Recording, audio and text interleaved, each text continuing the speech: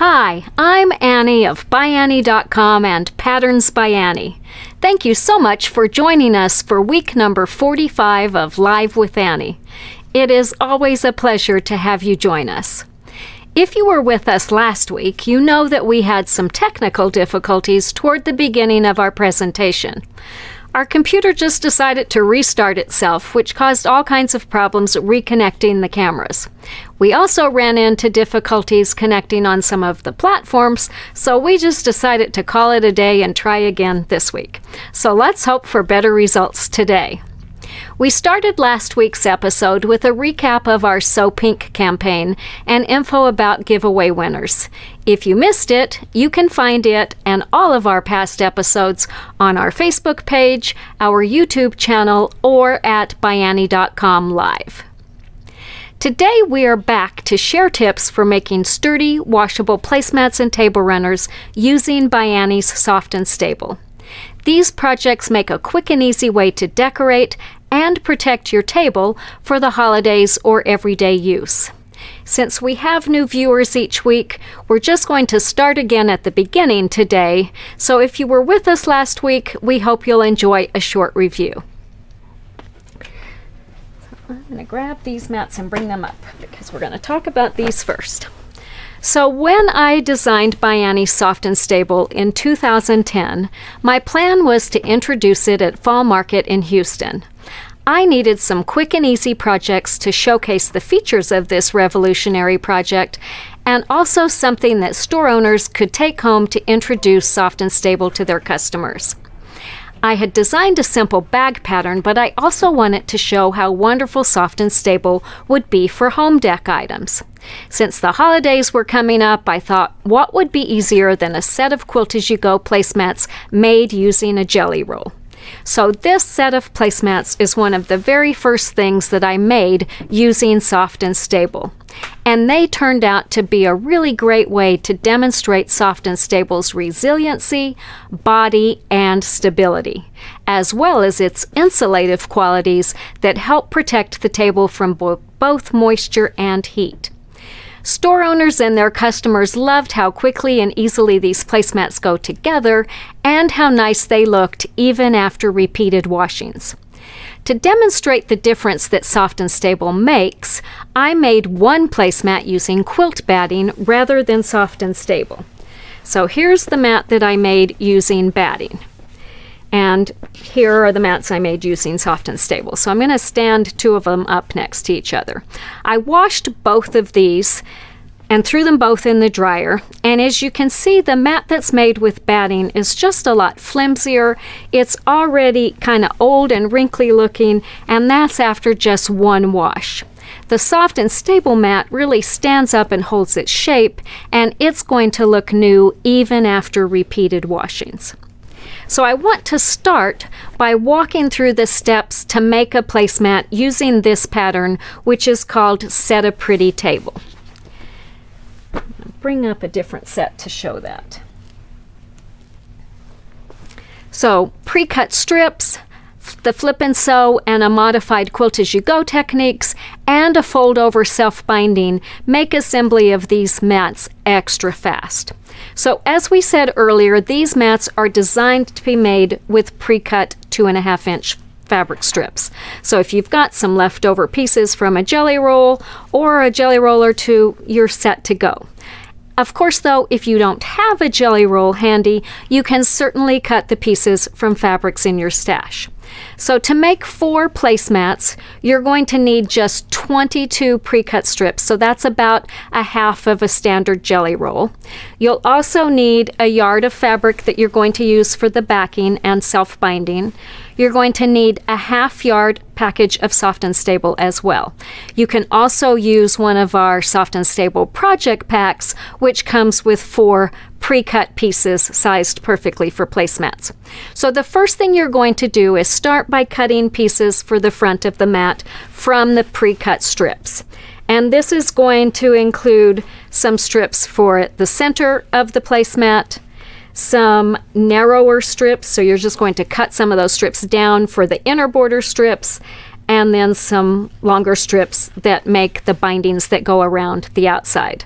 And again, then you're also going to cut some rectangles of soft and stable and fabric to be your backing and your binding. And again, you can save time and effort by just using a project pack, which has 4 pre-cut pieces of soft and stable in it. If you've ever made Quilt-as-you-go placemats, you know that the normal method directs you to layer your batting on your backing fabric. So you'd have your backing fabric laying out. You'd put your batting, or in this case soft and stable, on top of it, and then you would start attaching your pieces on the top, and you'd sew through all of the layers. And that is the method that I did on the very first mat that I made, because that's what I was used to doing. One disadvantage of that method is that your stitching lines aren't hidden between the pieces. So any stitches that are used to attach these pieces that would normally be hidden, by the next piece that's added, are going to show on the outside. And so you want to be really careful that you're using teeny tiny stitches at the end of each of these lines so that the stitching doesn't come loose, because again, those lines of stitching aren't enclosed in seam allowances. I neglected to consider that when I did this mat, so you're going to see there's some loose threads coming out here. I also wasn't very careful when I did my lines of quilting and went from one to the next. I guess I forgot that I had fabric on the back, and I was actually pretty embarrassed about how this mat looked, but it makes a great teaching example. So not only does my stitching look bad, but I just wasn't very careful when I went to trim the mat either, because once you've got all of your piecing done on the top, then you trim it so you've got a nice rectangle and square, and you're ready to go. Well, because you've got lines of stitching that go all the way out to these edges, if you're not really careful to fold that back when you trim, you can cut your backing, which I also did. So you can see here I had to put a little band-aid on here. So at that point, I thought there's got to be a better way to do this, and I realized that I could avoid all those problems just by modifying the Quilt-as-you-go method. So by leaving the backing fabric off of this mat and just using the soft and stable as my foundation, all of my stitching is going to be hidden and protected within the backing when I add it on there. And because soft and stable is so stable, I can easily sew with it against the feed dogs and not worry about it losing its shape or getting caught in the stitch plate. And then once the whole mat is assembled, I can trim it to size without worrying about catching my backing in when I cut, and then I can attach the backing. The beauty of that too is that it gives me a completely reversible mat. So I've got a mat that looks nice and clean on the outside, and it doesn't have all those extra lines of stitching detracting. So another advantage of using soft and stable is that it's really easy to mark guidelines on it. It's firm and stable, it doesn't stretch, it doesn't move, and so I always start by marking some guidelines for placement of the first strips. If I'm working on white soft and stable, I'll mark those with a blue chalk marker or a washout pen. If I'm working on black soft and stable, as I am here, I mark those with a white chalk marker. Then I can start my flip and sew assembly and start attaching the strips that form the center. So here they are. So the first thing I'm going to do is take the first strip. I've decided what order I want them in. I'm going to take my first strip and I'm going to align it right inside these lines that I've marked. Make sure I've got the right side up on that. I'm going to take my next strip, position it right on top so that my right side's down, so my right sides are together, and then I'll just stitch along here with a nice 1/4 inch seam. Then I can take that and press it over and continue to add all the next strips all the way until I get across my piece. So then it's going to look like this. Once all those strips are in place, then if I want, I can quilt down the center of each of these. Because we're using soft and stable, which doesn't require quilting, that additional stitching is completely optional. So you can do it if you want, but you certainly don't need to. And then it's going to be time to attach the borders. So we'll start by doing the same flip and sew technique, positioning one border, sewing across it, pressing it up, doing the next one, pressing it down, and then attaching borders on the side, and then you'll follow the very same process to attach the outer borders to the top, bottom, and sides. Then, once everything has been attached, you can trim the piece evenly to the size that's directed in the pattern. Now it's time to attach your backing, and that's used not only to make the back of the quilt, but also to come around and make a binding to cover the raw edges. So the first step is to take your backing fabric and lay it out with its wrong side up. I've got a batik fabric here. We're just going to say this is the wrong side, which I think it is. And then you're going to take your mat that you've got all prepared. We're just going to use this piece of Soft and Stable and assume it's a mat that's prepared. And you're going to center it on top of your backing.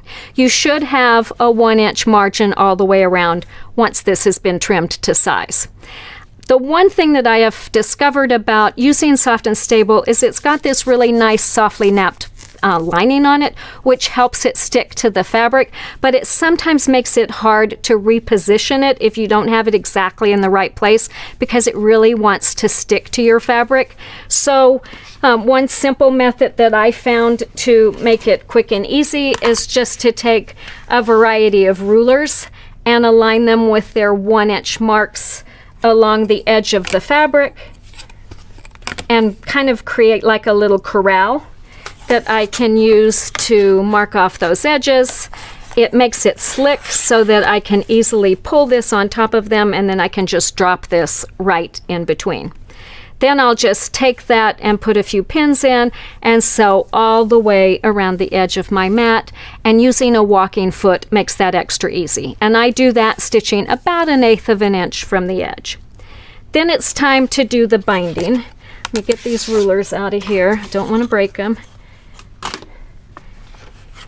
And someone asked last week, can you just mark lines on there and do that? And yes, you certainly can, or you can just eyeball it too. But the main thing, the reason I like the mats or the rulers is they just keep it from all sticking together. So now we're ready to do the bindings. And you're going to start with the top and bottom bindings, and you're just going to fold the raw edges of those in so that they're even with the mat, and give them a good pressing on both ends. And then you're just going to fold that over onto the mat and stitch right along the edge. And you're going to go from one edge all the way over to the other edge. You can do these with mitered corners, but we want it to keep this really simple and easy, so we're just doing straight all the way across. After you've got the top and bottom sewn in place, then you'll do the same thing to fold the sides in, bring these over, and stitch these from top to bottom, and you're done. So then you've got, as we said, a completely reversible placemat. It's going to look as nice on the back as it looks on the front. You've got two completely different looks and double the wear.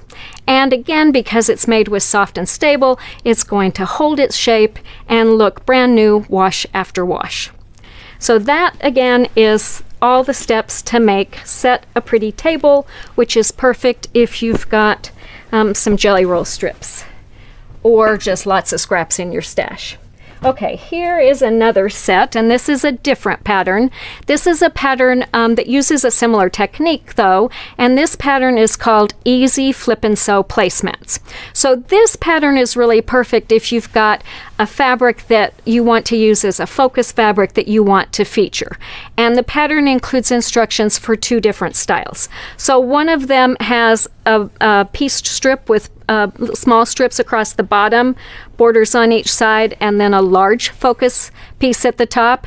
And just like Set a Pretty Table, you're going to mark lines on your Soft and Stable for aligning these pieces. You're going to use the flip and sew method to attach all the pieces on here, add your borders, and add your strips. So simple and easy to do. This one is the same thing, but on here we've got our piece strip going down the side, and then we've got the focus fabric on each side of that. So really simple and easy to do. Here's another set of the Easy Flip and Sew placemats, but we made this with a more monochromatic set of fabrics, and I really love this classic blue and white color scheme. It would be perfect in so many kitchens, from traditional all the way to modern. As you can see, we didn't do any quilting on this mat. Just keep in mind that if you were making this mat with batting, you would need to add some quilting lines, at least in these larger pieces, so that your batting would be held together when you go to wash it. Generally, most battings need to be quilted every 2 to 3 inches. On this mat, I decided I wanted to give it a little bit of quilting, so I quilted lines about 1.5 inches apart, going all the way across the large fabric piece. Note again that these quilting lines only go through the top layer in the soft and stable, so I assembled the top of my mat before I attached my backing, so I have that nice clean, smooth look on the back and a completely reversible mat that looks really great on each sides. And so if you look at this, you can see I can pull this backing away from the mat, but when I let go, the soft and stable acts kind of like a magnet and pulls it right back into place.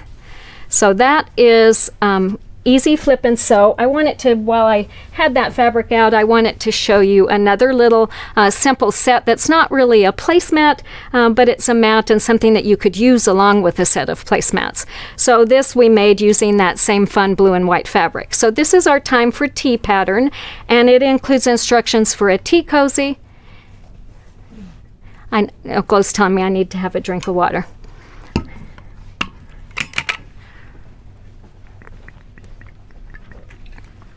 I'm bound and determined I'm going to beat that computer today if it decides to shut down. So I'm moving right along. All right, so this pattern includes a tea cozy, a little mat that you can put under your teapot, and somewhere here there should be some little coasters as well. Here they are. And some little coasters to put under your teacup or mug. Again, Soft and Stable's insulative qualities are going to keep your tea hot longer. They're also going to protect your table from spills. So this tea cozy starts as a rectangle of fabric, and I'm pretty sure that you can use the pieces from the project bags to make it. And you assemble it much like you did the placemats. You do a flip and sew for these little strips on the border. You add strips above and below, and then there is a template in the pattern that helps you get the shape done. We skipped quilting on this one, but on this set we added some quilting lines in the pieced border that's at the back. So you cut the back and the cozy lining pieces using the same template that you use for the front, and then you sew everything together, so it makes really an easy project. The mat is also made using the flip and sew method, and we quilted that in a grid pattern and then used binding to cover the edges so that we could quilt through all of the layers on it. These little coasters are even easier to make. So for these, you just sandwich fabric with your Soft and Stable, round the corners, and then stitch around the piece and leave an opening for turning. You'll trim the Soft and Stable to the seam line because you don't want too much bulk out here, turn it right side out, and then just sew all the way around to close the opening and compress the layers. So if you're looking for quick and easy little gifts to make for Christmas or hostess gifts, here's a great way to use some of your scraps of Soft and Stable and simple, easy projects. All right, let's get these out of the way. I'm going to have one more drink of water, and then we're going to move on to another set of mats.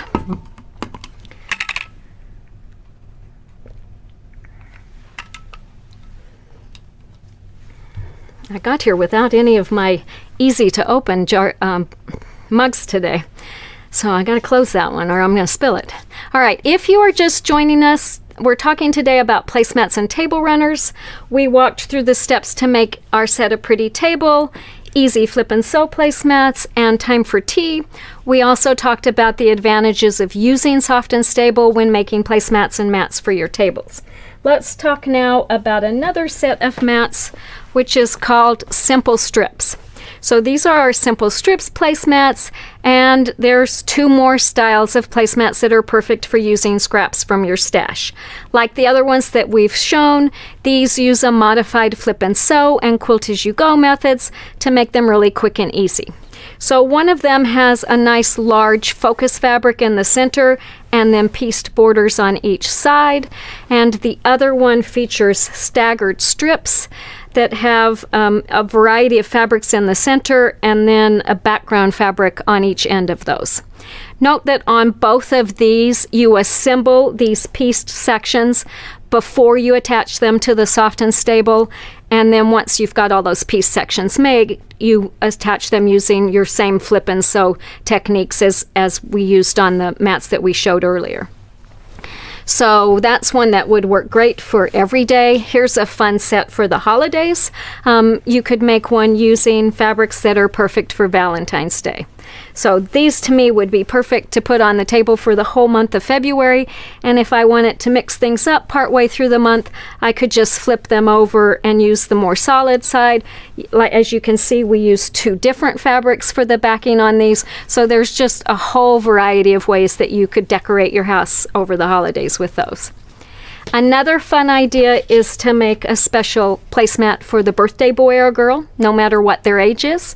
And this fun set of fabric had cupcakes, candles, streamers, all kinds of fun things that look really festive. So we made this. You can use that for the birthday boy or girl, fun little cupcake fabric on the back. And then we used leftover fabrics from that to make a little celebration banner. So all you have to do is add some party hats, some noisemakers, and you've got everything you need for a quick and easy celebration. We did cover the steps to make this little banner using Soft and Stable in week number 25 of Facebook Live. So if you want to rewatch that episode, all you have to do is go to ByAnnie.com live, scroll down on the page, and then use the little drop-down menu that's under past episodes to find week number 25, which was titled Picnics, Parties, and Potlucks. And the section about the banner starts at about 2015. So if you want to make one of those, you can vary the words that you use, and you've got something really fun. All right, let's talk next about our pattern table for 4. And we've got this made in 2 different varieties. So I'm going to show this one first, and then we're going to bring up the other one. So this pattern includes instructions for making a full table ensemble for any occasion. Use your fabrics of your choice and Soft and Stable. And so the pattern's got instructions for placemats, a table runner, and reversible napkins. So we made this set in just a real subdued black and ivory.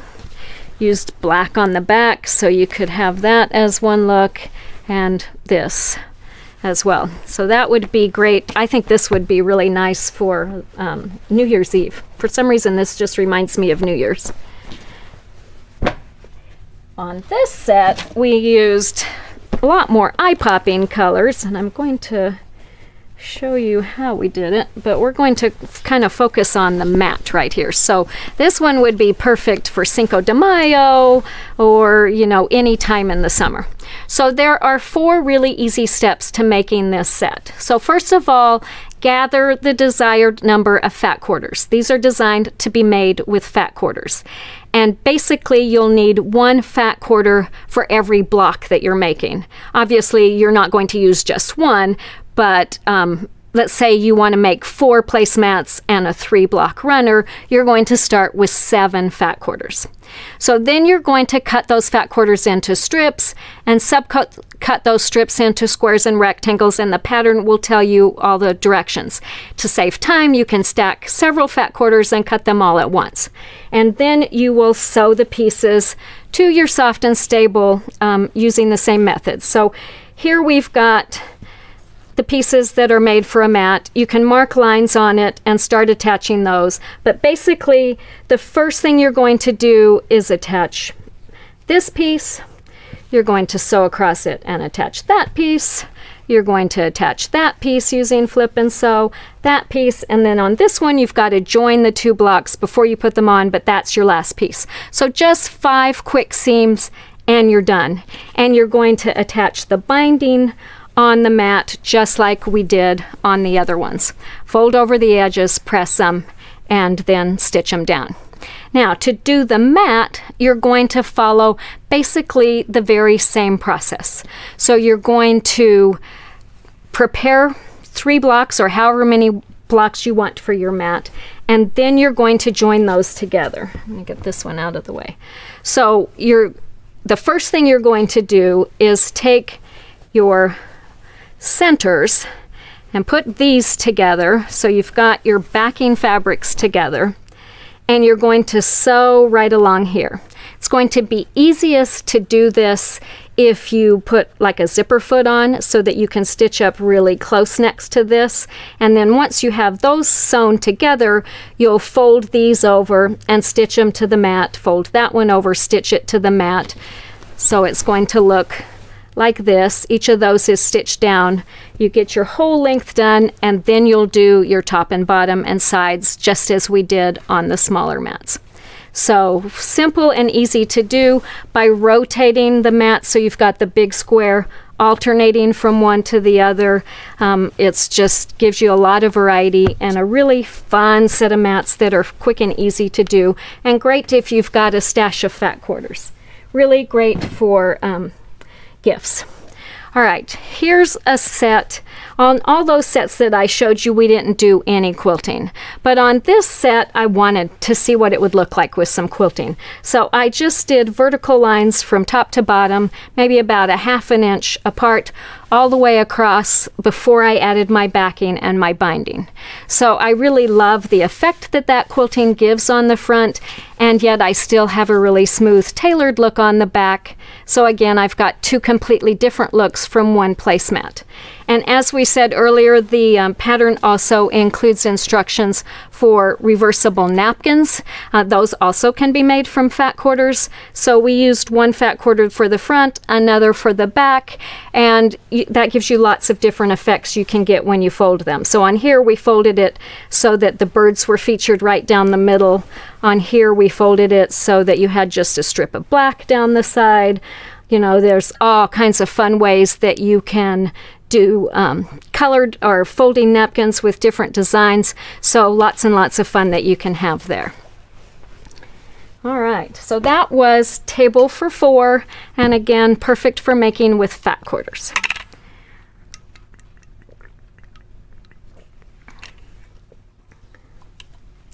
If you're just joining us today, we're discussing placemats, table runners, and more. We just showed how to make a fun, quick, and easy set using fat quarters.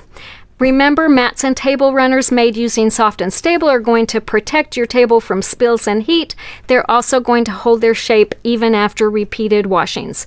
And a 1-yard package of soft and stable is going to make 8 placemats or a nice long table runner and mats. So if you're doing table for 4, you may want to use a 1-yard package.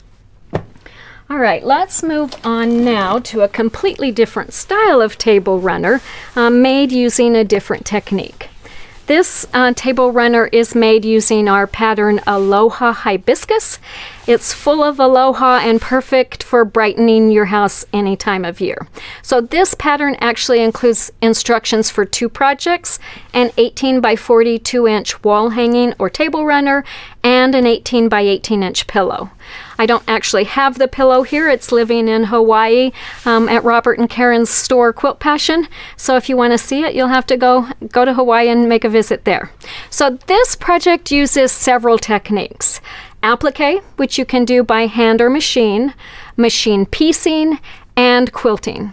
And I really love the beautiful effect that soft and stable gives to this table runner. We stitched fairly closely in the background to kind of mash it down, and then we just outlined the shapes of the hibiscus flowers so that makes them really pop. Both the pillow and the quilt in this pattern are suitable for hand or machine applique, even raw edge applique, but we think they're easiest to accomplish using applique with fusible thread. You'll love having a project without the stiffness and flatness that often results when you use traditional fusible products like Wonder Under, and the pattern includes complete instructions for the technique. Here's a little quick overview of how it works.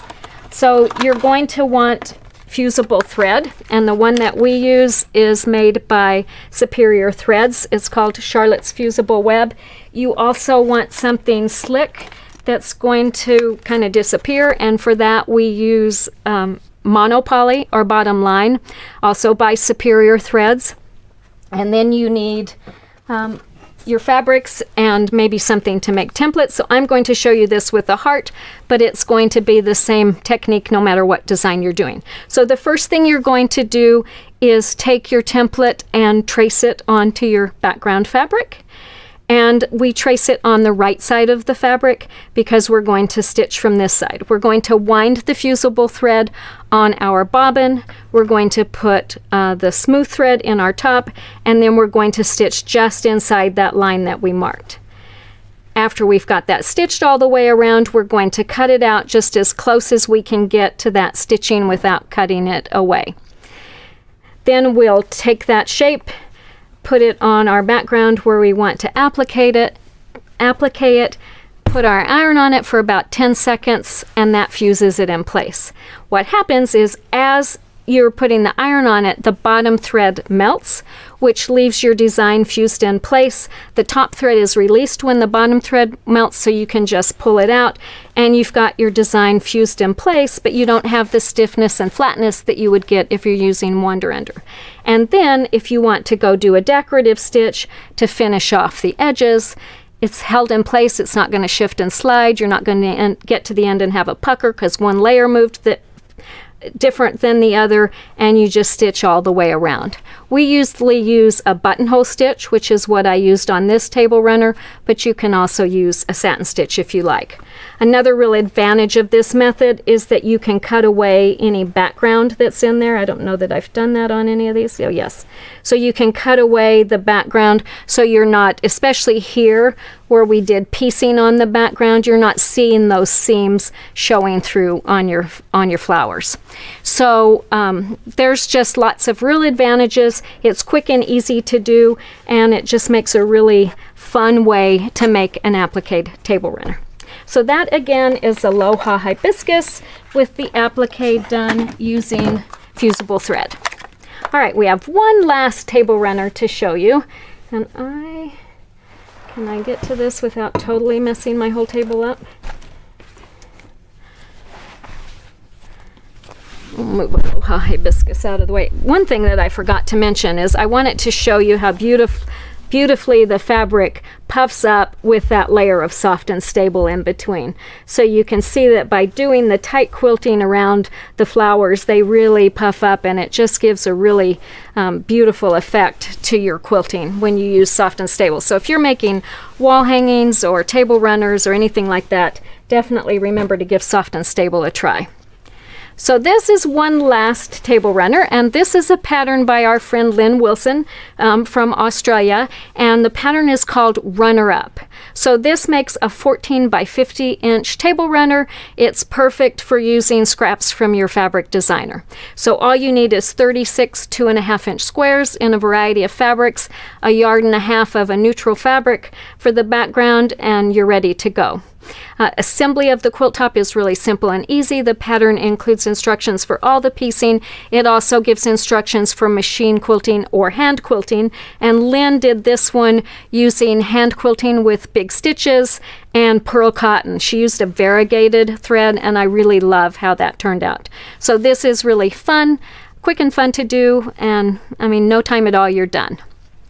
So I hope you enjoyed seeing how easy it is to make placemats and table runners using ByAnnie's Soft and Stable and a whole variety of techniques.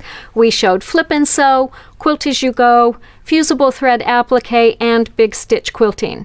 Any of these are going to make a great way to brighten your table for the holidays or every day, and also protect your table at the same time.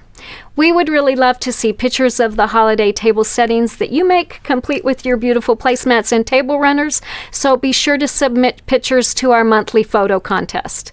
And for patterns, soft and stable, and other supplies such as fusible thread, be sure to check first with your favorite local quilt shop. If they don't have what you need, please remind them that they can get everything directly from us or their favorite distributor, and please help do your part to keep our local quilt shop strong and successful. So we want to thank you all so much for joining us today, and it looks like Trevor has added a few questions and comments, so we're going to start on those.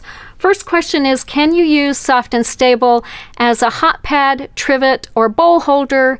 And can you use it as a drying pad when you're doing the dishes?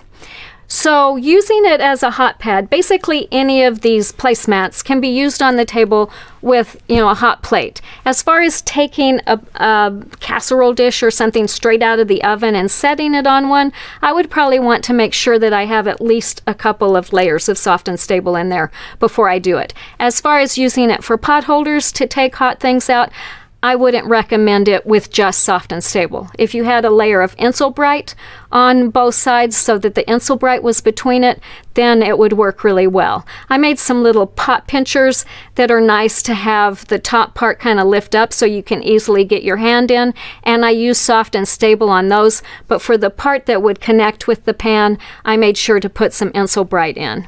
So soft and stable is polyester. I wouldn't count on it protecting your hands. As one question I had was making the bowl cozies that you put into the microwave with your bowl. I also would not recommend soft and stable for that. Again, because it's polyester, I don't know what heating it's going to do. All the patterns that I've seen for those recommend that you use a natural fiber like 100% cotton batting, and that would be my recommendation on that as well. Let me grab another drink before we go on to the next set of questions.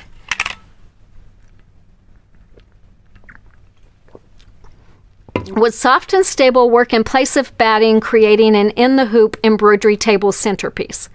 So I'm not positive what you mean by I'm thinking of something that stands up. Soft and stable definitely works great with embroidery machines, and I've seen a lot of people use it in place of other stabilizers and use that. So yes, I think it would work really well for that, for a table centerpiece with machine embroidery, and definitely in place of batting. It's going to give you much more body and stability and protection for your table. Which is the easiest placemat to make that I would recommend for beginners? I would definitely recommend any of them. They're all easy. Table for 4 is probably extra easy because you have to cut so few pieces.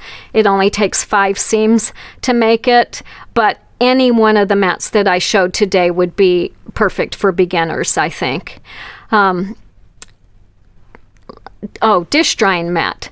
So I have not tried soft and stable as a dish drying mat. I have one that I bought ages ago that has a microfiber fabric on it, and it kind of dries. But when someone asked that last week, I went home and I had a mat that I had made with just 2 layers of quilted fabric that I'd bound, and I used it as a changing mat when my grandson was in diapers.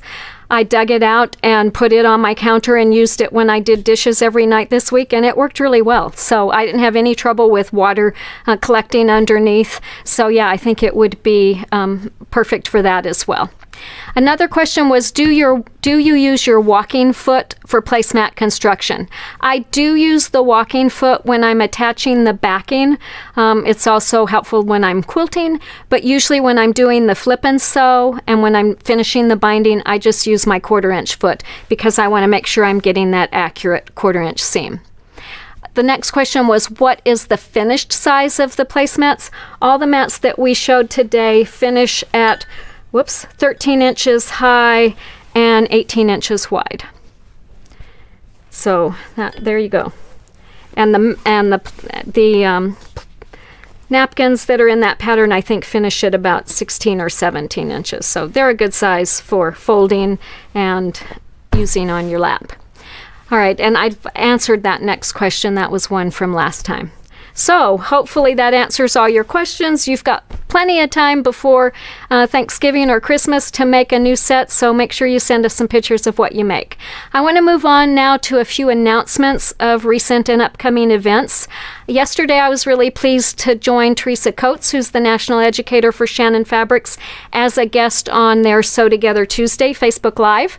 We talked about cuddled fabrics in projects, including Bosom Buddy, and then Teresa walked through all the steps to make one of those handy seatbelt cushions using cuddle fabric.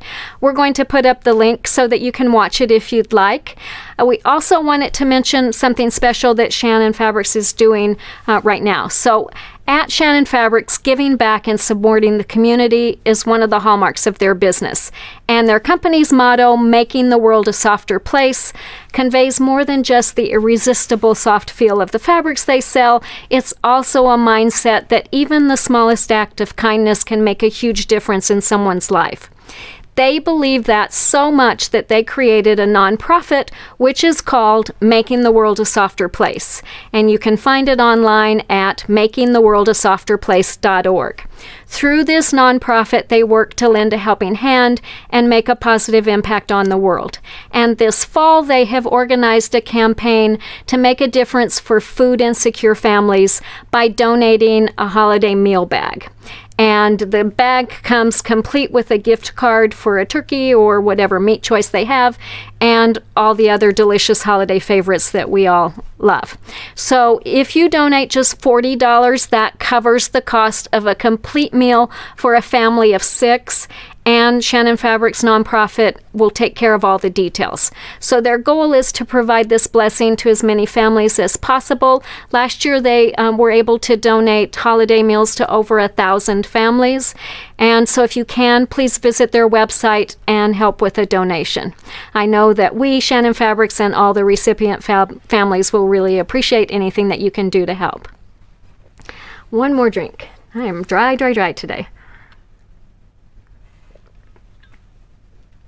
All right, let's move on now to our featured local quilt shop of the week. We haven't done this in a while because we had guests for the past month, but as you know, each February we host our local quilt shop contest, and in that we encourage sewists to vote for their favorite quilt shop, share a little bit about what makes them special, and then each month we try to highlight one of those shops during our presentations. This week we are traveling to the Patchwork Moose, which is a tiny little quilt shop located in the village of Talkeetna, Alaska. This historic village of about 1,200 hardy souls is nestled right at the base of North America's tallest peak, Mount Denali. And Talkeetna has an outstanding panoramic view of the Alaska Range. It's also the base for expeditions to Mount Denali. The Patchwork Moose specializes in Alaskan-themed fabrics, patterns, and kits, as well as fabrics exclusive to Alaska. They also stock a good selection of ByAnnie products, zippers, mesh, patterns, and more. Excuse me, I gotta get another drink. My throat is really tickly today. Their owner, Lori, says that they also carry a variety of items for those visitors who don't quilt, which, who's that? And they have new items coming in all the time.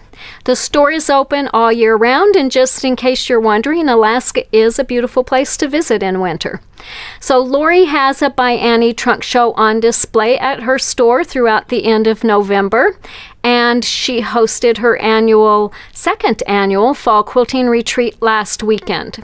Attendees at the retreat made clam up and take a stand, and we're looking forward to seeing some pictures of them and the bags that they made. On Lori's Facebook page, or the Patchwork Moose Facebook page, they do have some pictures of the last retreat that they had, and in that retreat they made the Alaskan bouquet collage that was made using Laura Heine's technique. I really loved that. I thought that was a really awesome quilt, and that looked like a really fun project to do. After living over 20 years in Alaska, I have to say I felt a lot of nostalgia and probably a little bit of dread when I thought about the approaching winter days in the frozen north, but it was really fun to see the pictures that she posted. But I'll always remember the dark, dark skies of Alaska lit by millions of twinkling stars and northern lights. And if any of you have been looking at Facebook over the past week, you've seen that northern lights have really been out in force in many of those places. So it's really beautiful. And sitting and quilting by the wood stove while you watch the snow fall, you know, there's not much better than that. I enjoyed looking at Lori's website because she had links to a lot of other local attractions and businesses on her site, including one that was a link to Aurora Dora, who's a local photographer with just amazing pictures of the northern lights. And she's made a time-lapse film that has over 48,000 still images that she photographed in south central Alaska between Talkeetna and Denali State Park. You can rent it or buy it through her website, and I really can't imagine all the sub-zero temperatures that she braved capturing all those beautiful pictures. But we're going to put up a link so that you can enjoy it too from the warmth of your home. It's really amazingly stunning. So check that out. We want to thank you all again for joining us today. We know that there are lots and lots of ways for you to spend your time, so we really appreciate it when you take the time to join us. And to say thank you, we've got 2 fun giveaways today. So 2 lucky winners are going to win the placemat pattern of their choice. So you can choose between Set a Pretty Table, Simple Strips placemats, Easy Flip and Sew, or Table for 4. And then along with that, you will get a ByAnnie's project pack, which includes 4 pre-cut pieces, which are perfect for placemats. So all you have to do is add fabric, and you've got a set of 4 quick and easy placemats ready to go. Remember that Soft and Stable comes in black or white, so you can let Trevor know which color you prefer, along with which placemat pattern you prefer when he reaches out to let you know that you've won.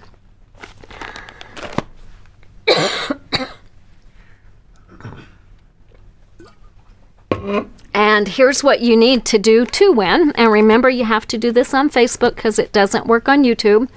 First of all, tell us something that you learned in today's presentation. Have you ever made placemats using Soft and Stable? Which ByAnnie pattern did we show today? Would you like to make next? Are you going to make placemats for the holidays or just for every day? And of course, if you've got any special tips or tricks or ideas for new patterns, we always love hearing those as well. The second thing we ask you to do is tag a friend. We really want to spread the word about our weekly Facebook Lives, so please share this with someone who you think would enjoy them. And to tag someone, just type the @ symbol followed by the name that they use on Facebook. Their picture will pop up so you can make sure you've got the right person. Once you do, click on that, comment, and submit it. We are going to pick winners from comments made by midnight Mountain Time tonight, so you've got a little over 9 hours to watch and comment. And then finally, don't forget to check your Facebook messages, because Trevor will notify you through Facebook if you're the winner, and he'll get your shipping information then. So again, you can let him know what color of Soft and Stable and pattern you prefer at that time. Thank you again to everyone who joined us today. We made it through this whole one with no problems, so that's a real plus. We are going to be back next week at 2 p.m. Mountain Time with another fun episode of Live with Annie. And this is going to be a really interesting one. We're going to be taking a trip down memory lane and exploring a technique that turned my pattern making adventure from a hobby into a business, as we talk about creating texture on fabric using shrinking fabric. This is a really fun technique that I know you're going to enjoy, and we've got some really fun projects to share, so don't miss it. Until then, happy stitching.